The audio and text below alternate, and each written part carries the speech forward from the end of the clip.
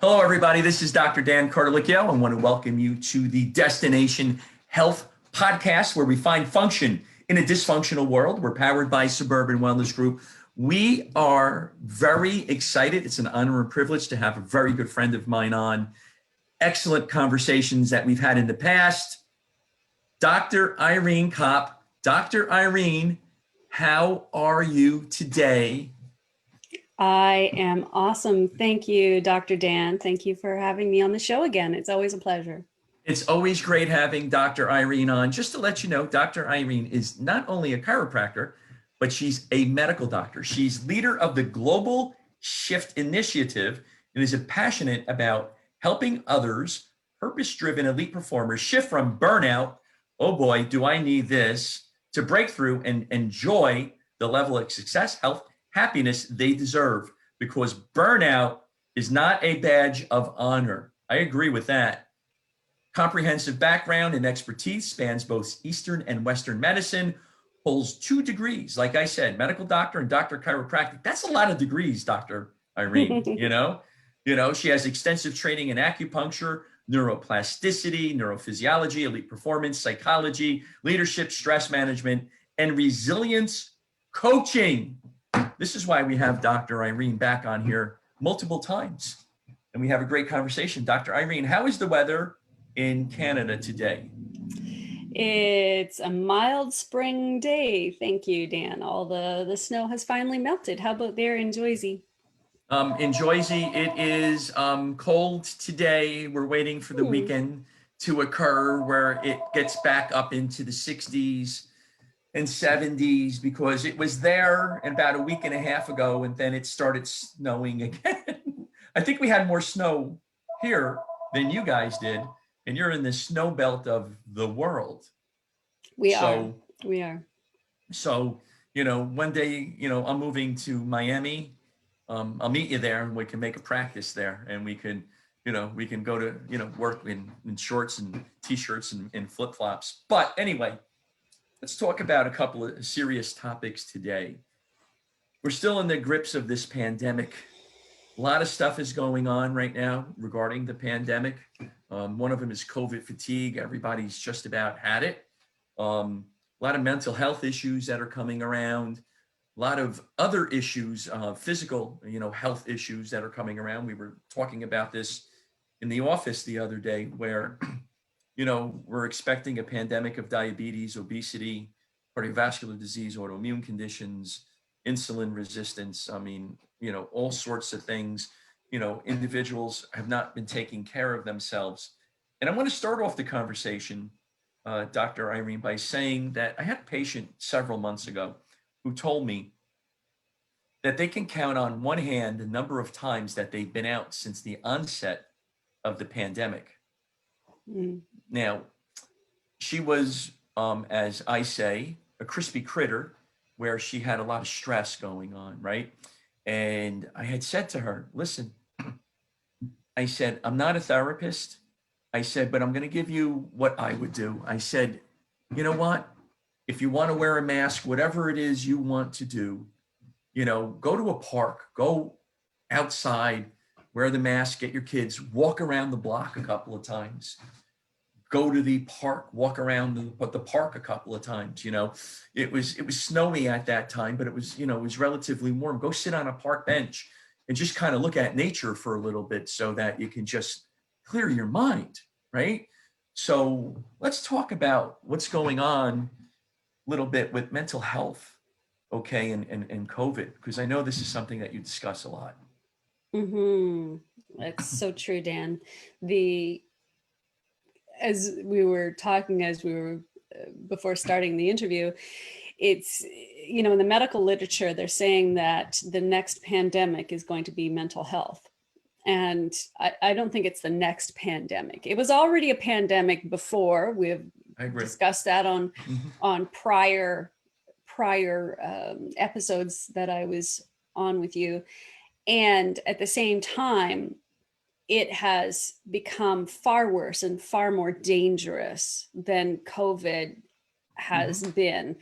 And by that, you mentioned a number, right? The stress, Mhm. The stress alone is skyrocketing the pandemic fatigue, the burnout, and the physical symptoms. Like all of those conditions that you mentioned Mhm. are caused by chronic stress. Mhm. And so the obesity, the insulin resistance, the diabetes, the heart disease, the autoimmune diseases, allergies, Mhm. cancer, Alzheimer's, Mhm. the list goes on. And so it's, yes, absolutely, that's going to be the next like major wave after we're done with these relatively smaller waves.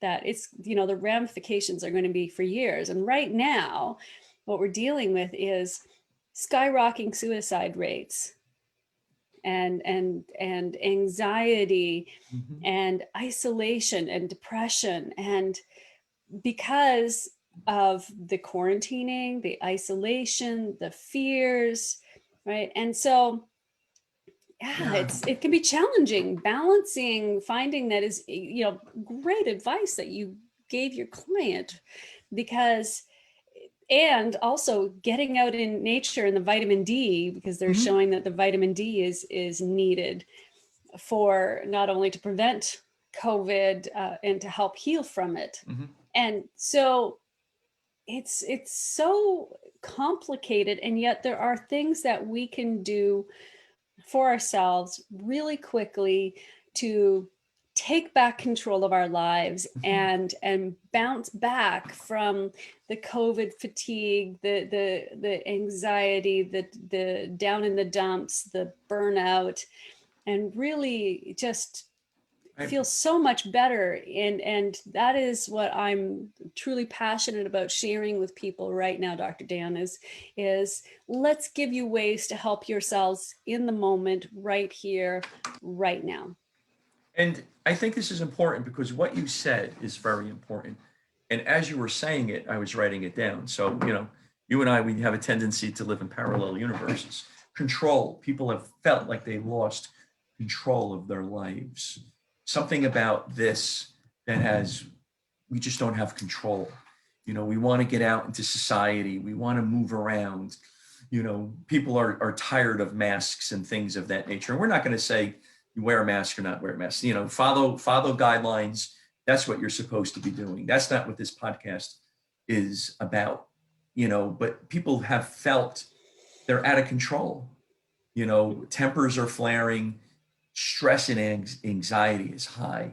We're used to going out maybe on a Saturday night, going out with some friends, having a little dinner, going to see a show, going to see a play, going to see a concert, or just staying home because you've been out all day long. I was at a hockey tournament, so I'm tired. I just want to come home and we're just going to watch a movie or something like that. But there's a lot of stress and anxiety that people are experiencing right now. Absolutely. So tell me, let's talk about this. And we were discussing some strategies and what you teach individuals, to help them out. Tell us about some of these strategies and how do they work? Love to, Dr. Dan. And you brought up a really great point that I want to address first and foremost, and it's the feeling of being out of control. Mm-hmm. And so the very first thing that I teach my clients, no matter what they're experiencing, and as far as symptoms wise, to help put them back control is it's a very simple shift. And so simple, it seems like, what do you mean? That's it? And that is making the choice Mm-hmm. to put yourself back in control. And that seems really strange to say it. And I get pushback when I say you always have choice and control in every situation. It may not be the choice and control you want, Mm-hmm. and it's there. So an exercise I teach goes like this. If you're unhappy in a situation or you're feeling powerless, you have a decision to make. You can do nothing, which is still a decision. Mm-hmm. Right? A You bad can, decision nonetheless, but a uh, decision. uh, it's a decision. There's Okay. no right or wrong. Okay. I'm sorry, Dr. Irene. There is, you could leave the situation. You can leave a job. You can leave a marriage. In the extreme, you can leave this life. In other words, you can walk out that door. You can check out physically, mentally, emotionally. Mm-hmm. You can fight Mm-hmm. the situation. In other words, is this something that is important to me? And I'm making that distinction, Right.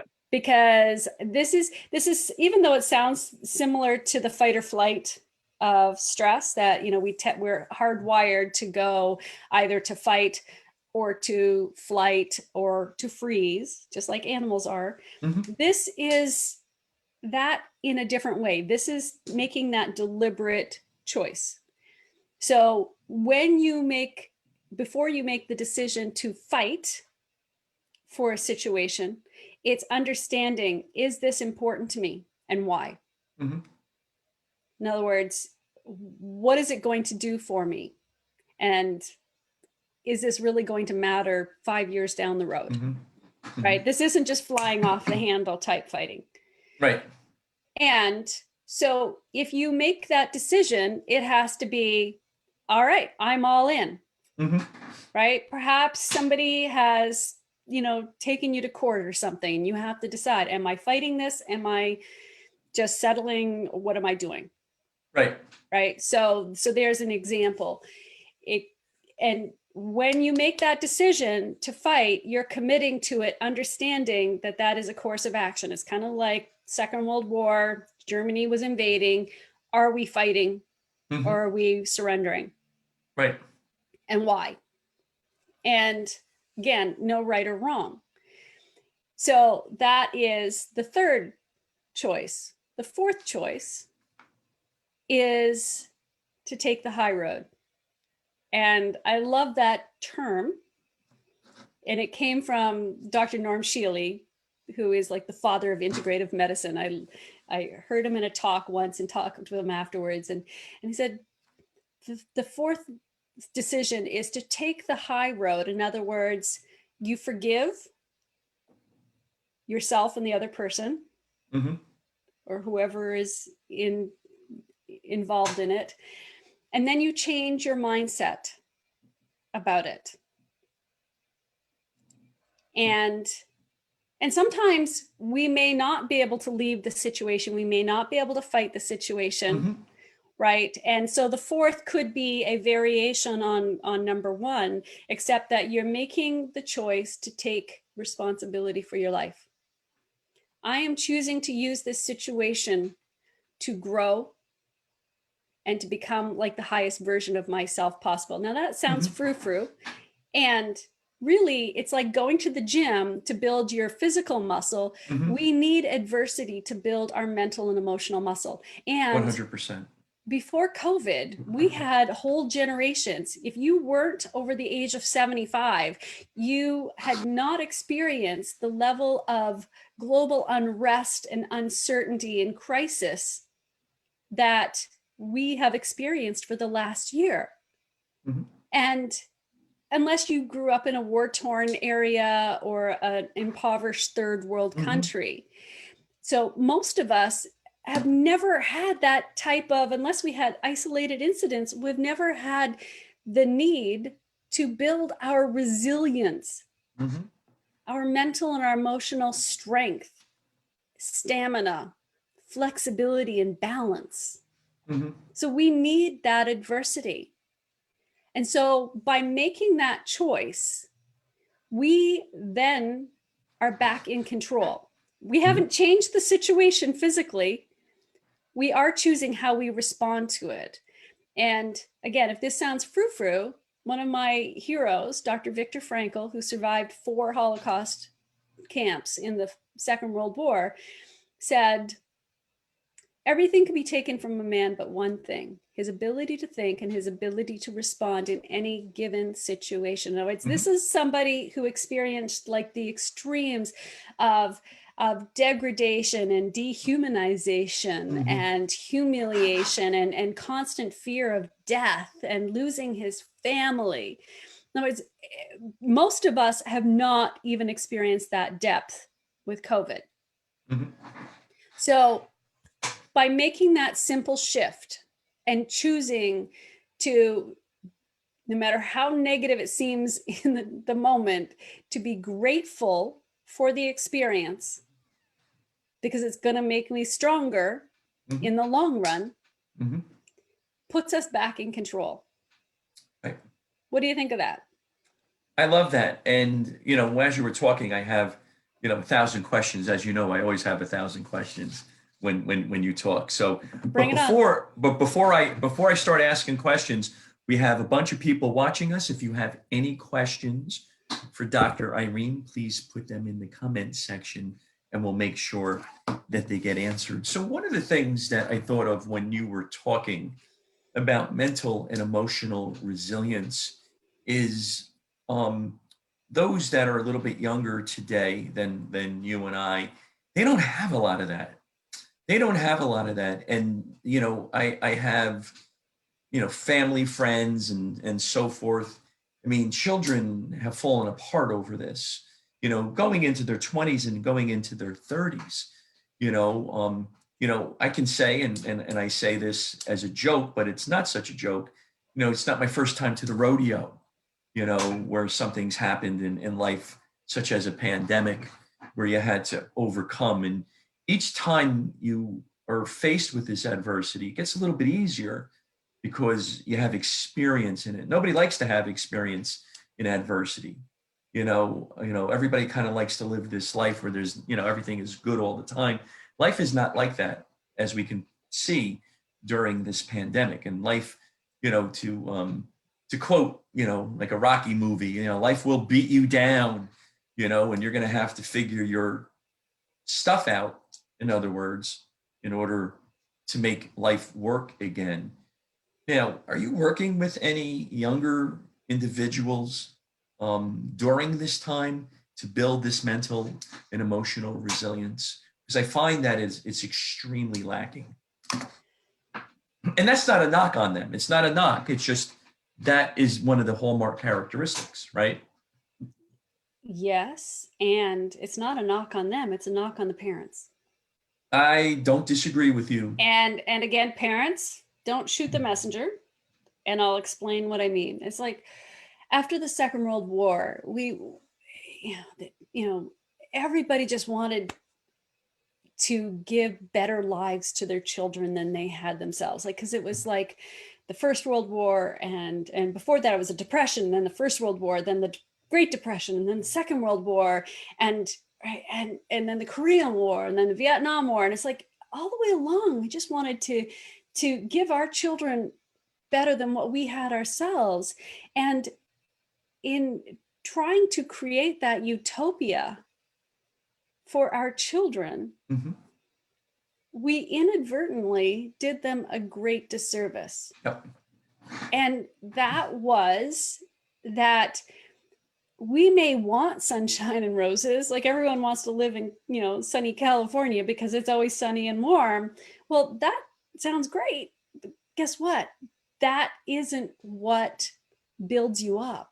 Remember, mental, emotional strength, endurance, Right. flexibility, balance.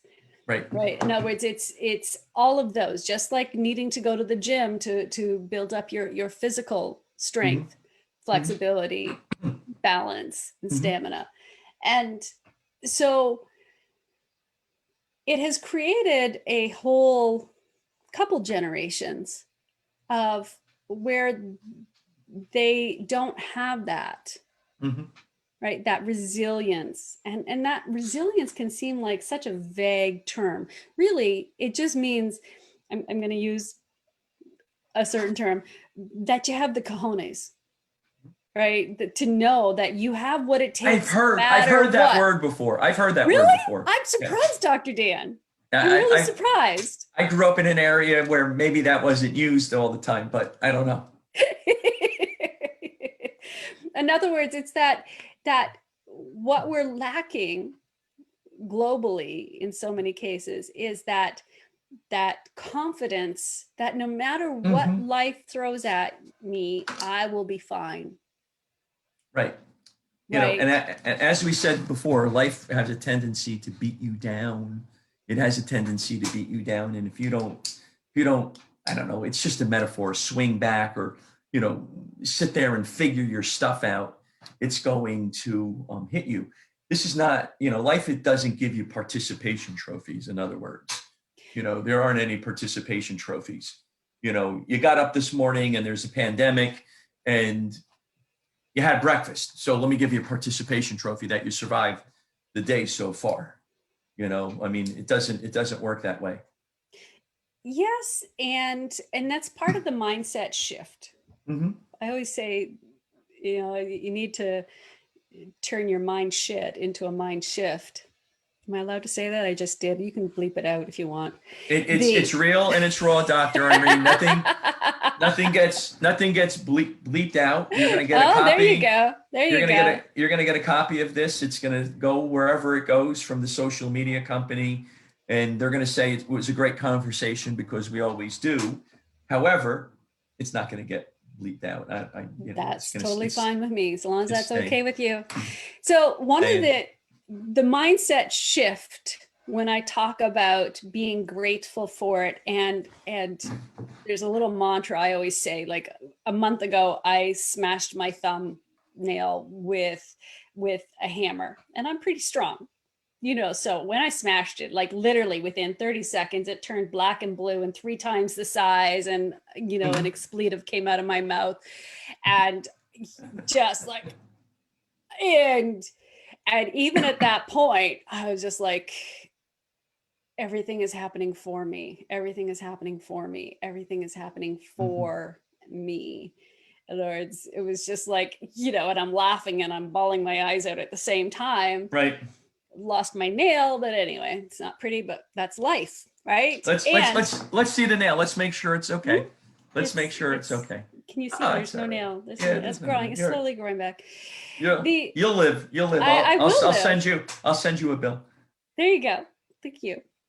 You're welcome. The and at the same time, I think of my sons when they would play video games, whether it was Skyrim or Call of Duty or you name it, right? It's Hmm. like they could spend hours talking about, well, did you get to this level? And did you come up against this obstacle? And what did you do to like get around it Yeah. or overcome it? Right. Or right, like they would spend hours and hours and hours. They still do when they're not studying.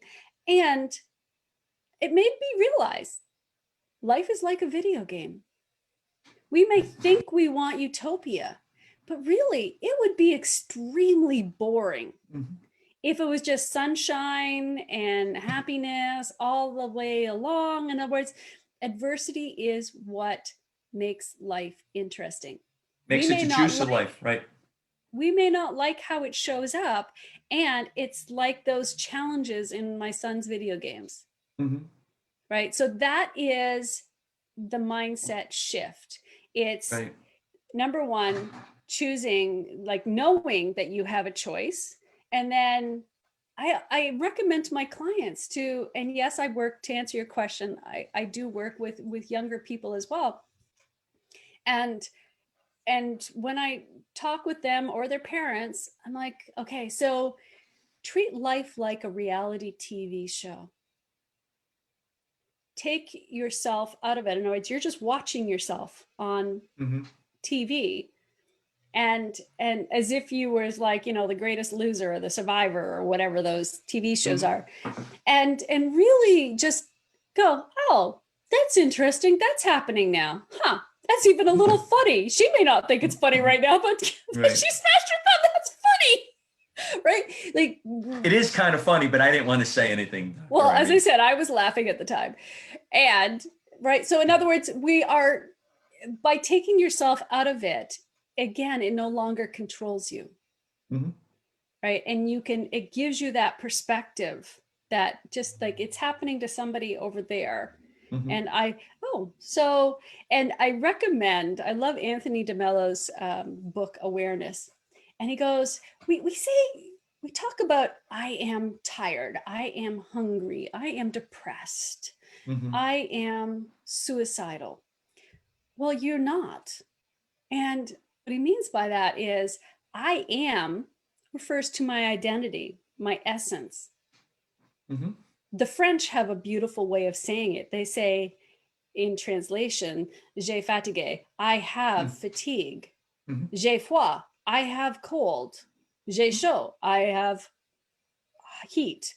Right? In other words, it takes it away from the I am, you're owning it, and oh, there's feelings of anxiety. Oh, Mm-hmm. there's some overwhelm there. Oh, there's some fear. I wonder what the fear is about. Mm-hmm. And when you start really being not trying to get rid of the fear or the anxiety, when you start just curiosity, I wonder why.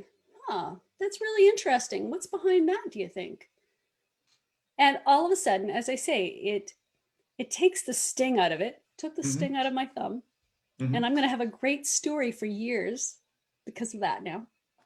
And each podcast, we're going to bring up your thumb I just to let you know. guess. Oh, trust me, I will. We're gonna bring up your thumb.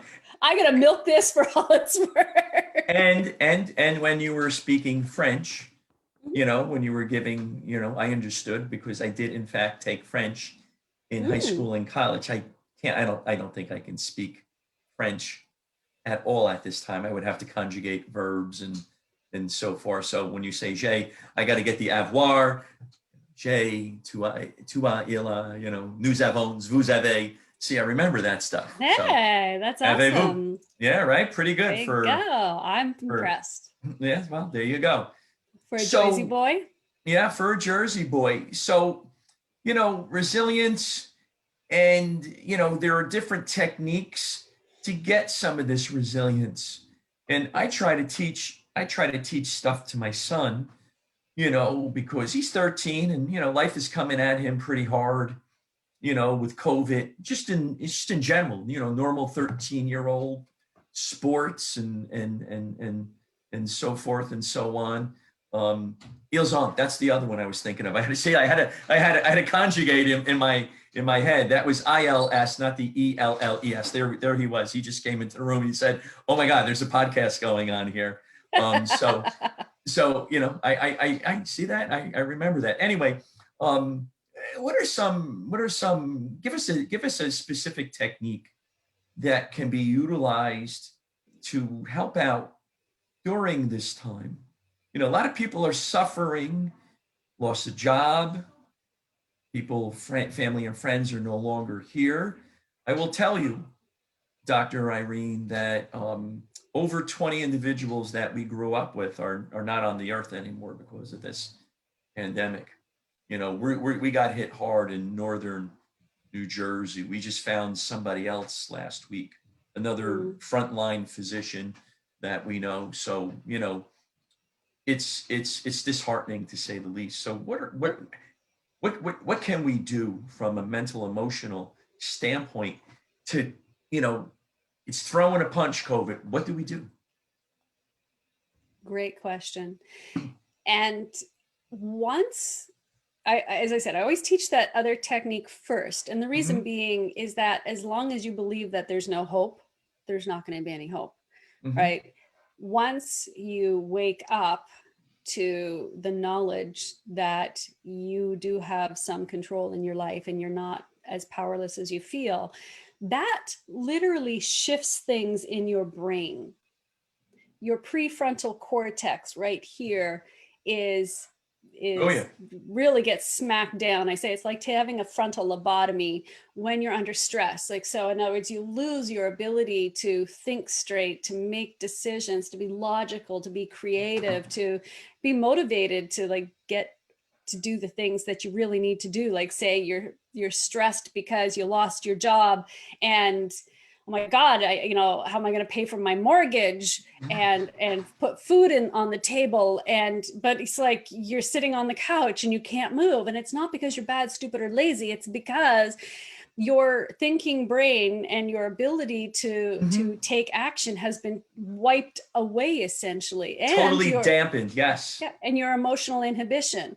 So by making that decision, it's not just a nicey thing. It literally starts to, it's like plugging your prefrontal cortex back in and starts to bring it online. And then once you start doing that, there are many things that you can do to bring you to that place of like that quick reset.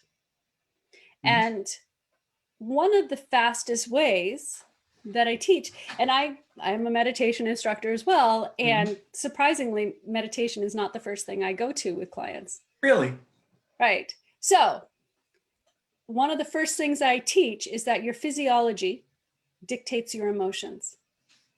So if you're feeling glum and you're feeling down and you're feeling exhausted and you're just you just want to cry, like right, just even that very act of changing, like slumping down and dropping your head and your chin and frowning and possibly crying and just right, that sends a signal to your brain that, oh, we're stressed out here.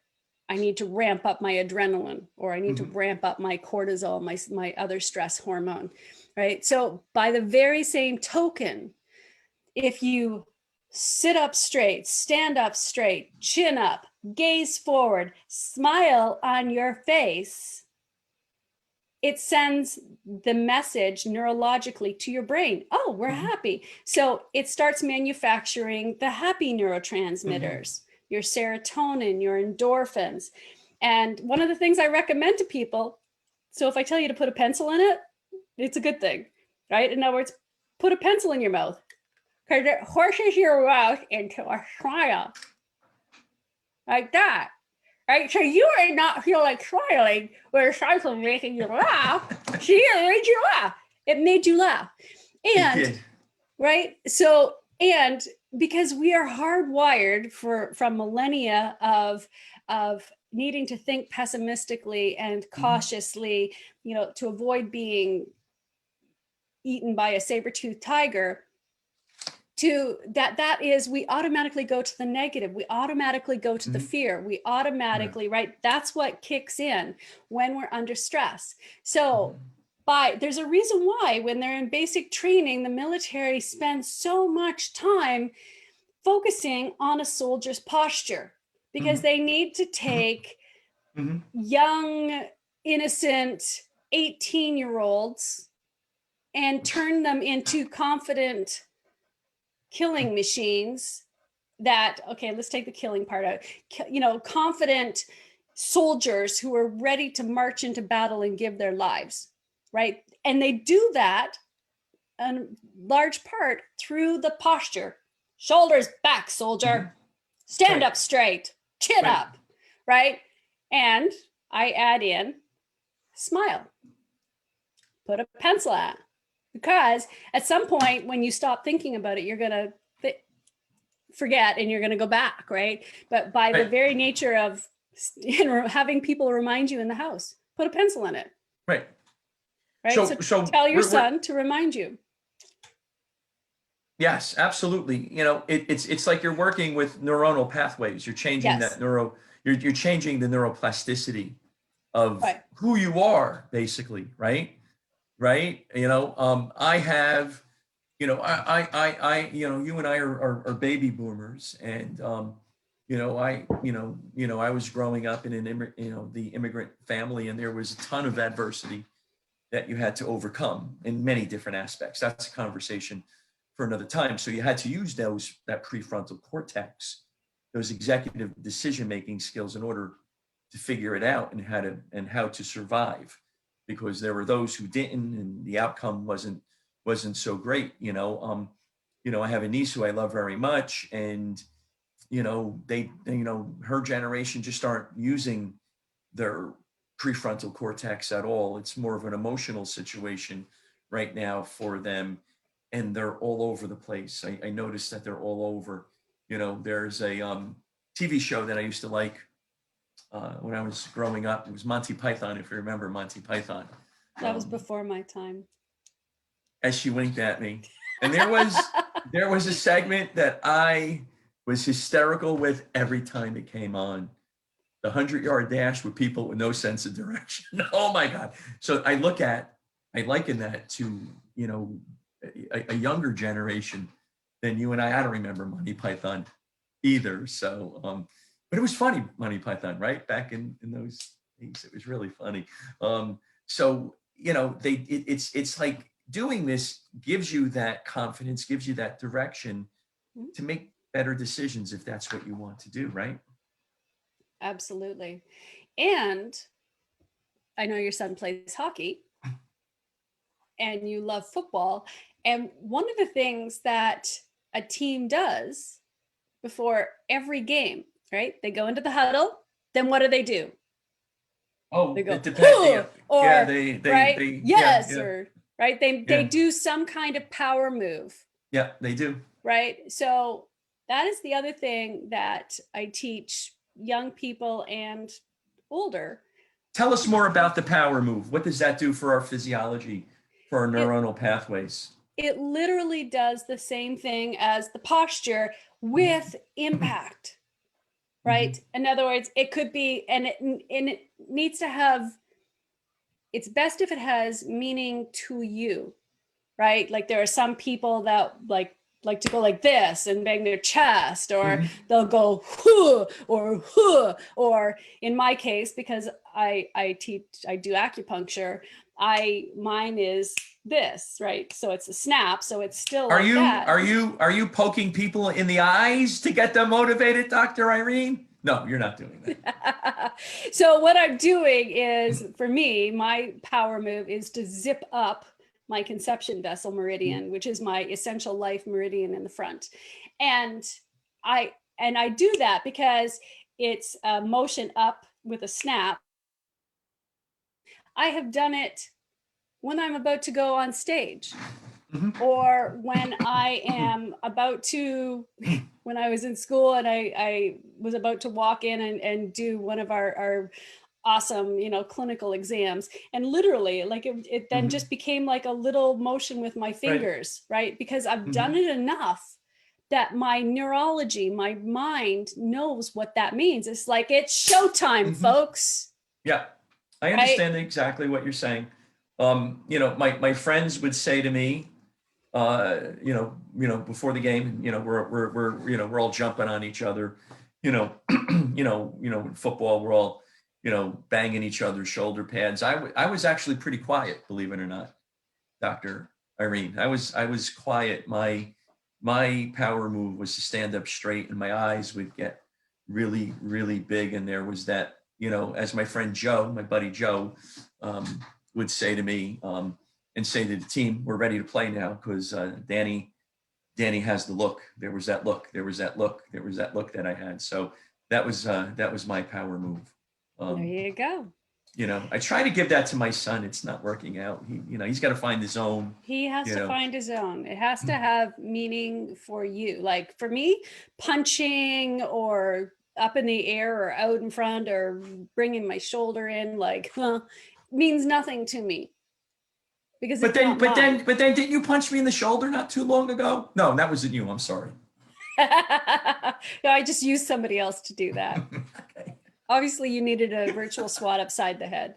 That's right. That was a pattern interrupt for you. Yes, it was. Thank you. I appreciate that. And that's the other thing that you can do is a pattern interrupt. And to me, a pattern interrupts, what that means is we can get in a trance. And remember I said that we're hardwired epigenetically. I love that word. You like that word, epigenetics, or epigenetically? Both. Okay. I just love to say it. It's through millennia of being programmed to think negatively and fearfully, and the sky is falling type thing. It's almost like a trance that we're in. The sky is falling, the sky is falling, the sky is falling, the sky is falling. And really the pattern interrupt is like, wake up. So if you have somebody, in your family or in your that you trust to be that person for you, kind of do like a little pattern intervention, then that's good. And so, you know, I husbands and wives, I'll recommend create a word that means something only to you, or a gesture. So when you're out in the middle of a restaurant, back when we can be there, or in a group of people, I can say that word, or I can, you know, touch the side of my nose, or, you know, like my chin or something. And if you see me, you know, it's like, oh, I'm doing that thing again.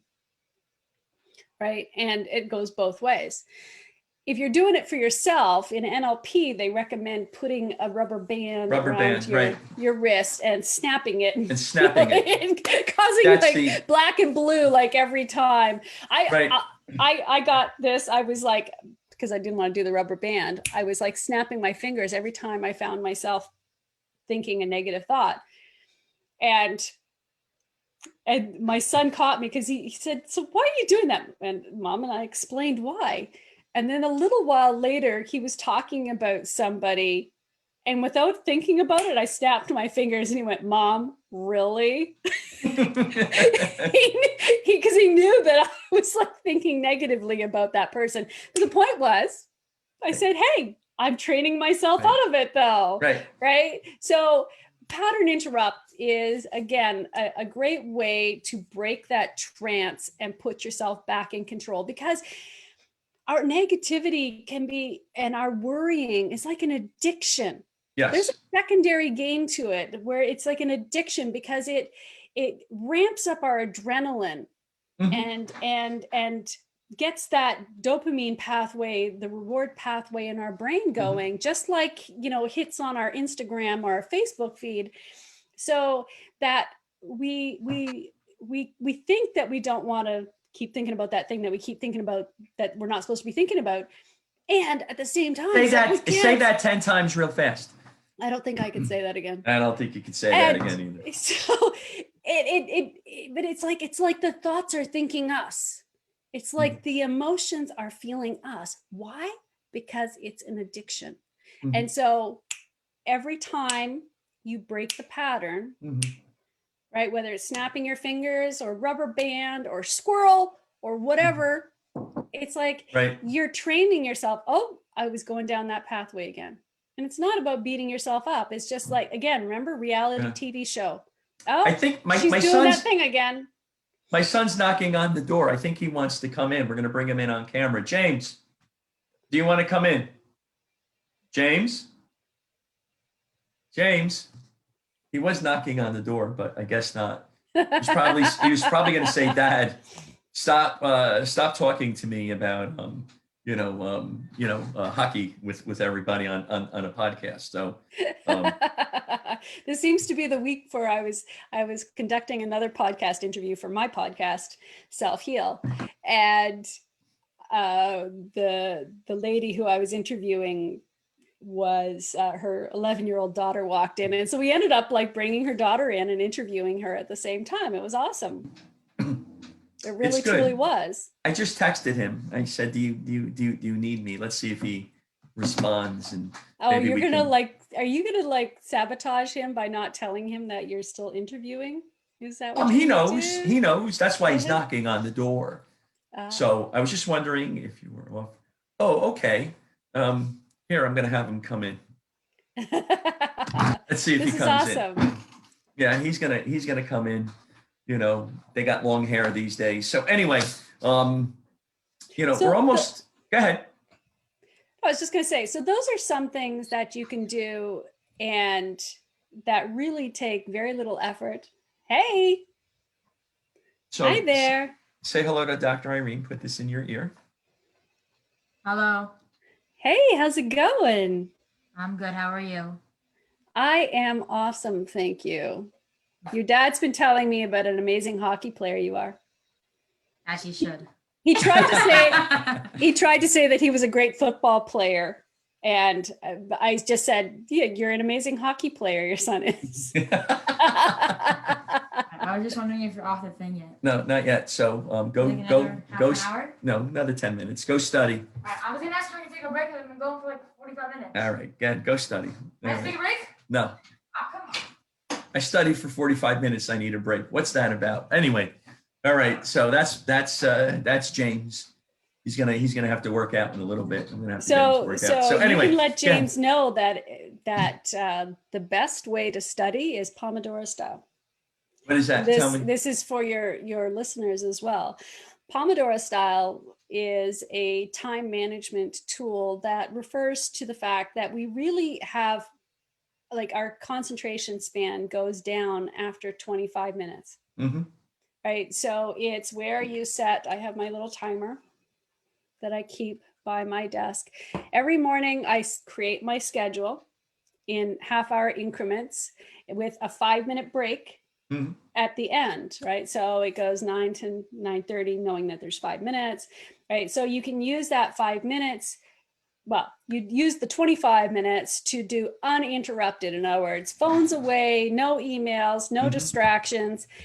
You work for 25 minutes. Then you take 5 minutes and you go do a bio break, or you can do some squats, or like there's so many things that you can do. You can do one of these meditation techniques or centering and grounding techniques that take just like a minute, and to get yourself back feeling like, okay, I'm great now. And then you go into the next Pomodoro. That's what I say to him. You got a break? You want to take a 10-minute break? Go puck handle for 10 minutes. All right. You could do that 2 or 3 times a day. You can get your puck handling better because you need a little work on puck handling. Anyway, that's another story for another time. Yeah, we're almost out of our time today. And I'm going to recommend offline that we put together another one in another 2 to 3 weeks or so. And so we can pick up with this conversation, because this is absolutely fascinating to me. And I think that there's so much that we can do to help motivate, educate, and inspire when it comes to this, because this is not going away anytime soon. I don't think. No, it's not. And you're going to have to be confronted with it, both a physical and a mental. I think that's the one thing that people, you want to talk about resilience, you want to talk about adversity. I think individuals are beginning to realize, of course, this is now going to be here, just like the Hong Kong flu was, just like the swine flu. I think that was from the 70s. And, all of that, you're going to have to be ready, both mentally and physically, because it's here and you're going to be confronted with it on a mental and a physical level. There's no doubt about that. And it's important to make your self-care, that sounds frou-frou always to say that, you need to become more resilient in how you handle your stress. I would say stress is not a bad thing. Stress is really like our superpower energy. That it's like the force. We can either use it for good, or it can use us for evil. Right. And so it's learning how to use your stress energy so that you maintain like the best immune system and the best health, because honestly, that is what we really need, because the stress is what's wrecking our immune systems and making us more susceptible to things like COVID and other viral infections. So Sure, 100%. And more than ever, we need to look after ourselves. What is this force that you spoke of? I don't understand what that is. Oh my goodness. Are you that old, Dr. Dan, that you don't remember Star Wars? Of course, I was right in the middle of it. The first one. What was the first one? In 1974? 77, was it? I think it was 77. Well, I'm a little senile because I am a little old. So I think it was I thought it was 74, 7. All right. Yes, I was there watching all of them. I loved all the Star Wars. And then when it got to the 1990s, I wasn't so thrilled with those. And then it came back and it was really good. Just as an aside, we went to go see when Star Wars made its reappearance, right? And there was the scene when Han Solo and Chewie came out, and they were on the spaceship, and everybody was hooting and hollering in the movie theater when we were able to go to movies. And I just looked at him and I said, wow, I said, I was your age when I was introduced to this, the Millennium Falcon and all of that. And this is surreal sitting next to my son watching it. And he's a big fan. So we have all the venues. So anyway, that was a little aside. Awesome. Dr. Irene, I think we should pick up on this conversation again. And I think we're going to have you back on a lot sooner than later. Okay. We're almost done with our time here today. And I'm a little saddened by that. So I wish we could, have more and talk more about Global S.H.I.F.T initiative. And we'll do that more in the next time. How can individuals contact you? Right now, they can contact me at drirenecop.com. And I'm also on Instagram, on Facebook, and I will give you all those handles to put in your show notes. But give me all of that. I think I have it anyway. So listen, for all of our listeners, I recommend Dr. Irene. I think you need to contact her if you're feeling a certain way during this time. I mean, she is an expert. She's an expert. She knows what she's doing, and we recommend her 100%. And she's a really good friend of mine. So it's something that I know. What I'm trying to say is I know who she is, and you're going to get quality work. So please give her a call and contact her. So Dr. Irene, thank you very much for being here today. Thanks, Dr. Dan. It's always a pleasure to fulfill my passion of helping others live healthy, happy, successful lives. And I did promise I was going to sing on the next Yes, podcast. you did. But we'll have to make it the next podcast thereafter because Dr. Irene does sing, and we don't want to lose our listeners now. We had a great podcast. We don't want to end on a low note. Maybe the next time in a couple of weeks, I'll sing in the beginning, and then you can sing at the end because you got a great voice, wonderful voice, so that we don't. Why don't we do our chanting one note? All right, we can do that. Ready? You've got the guts for that, right? You've got the cojones listen, for you know it. what? I got the guts. It's a little adversity. We're live, Facebook. All right, let's do it. It's not the first time that I've made a And folks, if he stops, hold him accountable. Okay. And by the way, this is actually one really great reason. The reason why they do chanting is because it forces that long, slow out breath, which also triggers your neurophysiology and your brain into relaxing. So you ready? Deep breath in.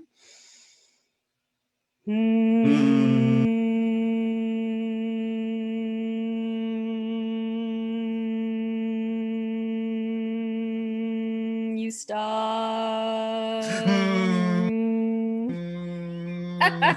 There you go, everybody. All right. So people have had me chant on my podcast. They've had me meditate on my podcast. So I'm game. It's all good. So I want to thank everybody for listening today. Please share this with your family, friends, neighbors, coworkers, and so forth. Thank you very much for listening. There's a lot of podcasts out there. Our podcast has grown because we have Dr. Irene on. And as I always say, she's the best of the best of the best. I'm Dr. Dan. I'm at suburbanwellnessgroup.com, 973-483-2277, or Greenleaf Be Well. Dr. Betsy, I'm sorry, we have a new phone number, and I did forget the new phone number. So you could go to Greenleaf Be Well, and you could get the phone number there. Dr. Irene, thank you very much for your time. Pleasure having you on. Take care, everybody. Have a great day.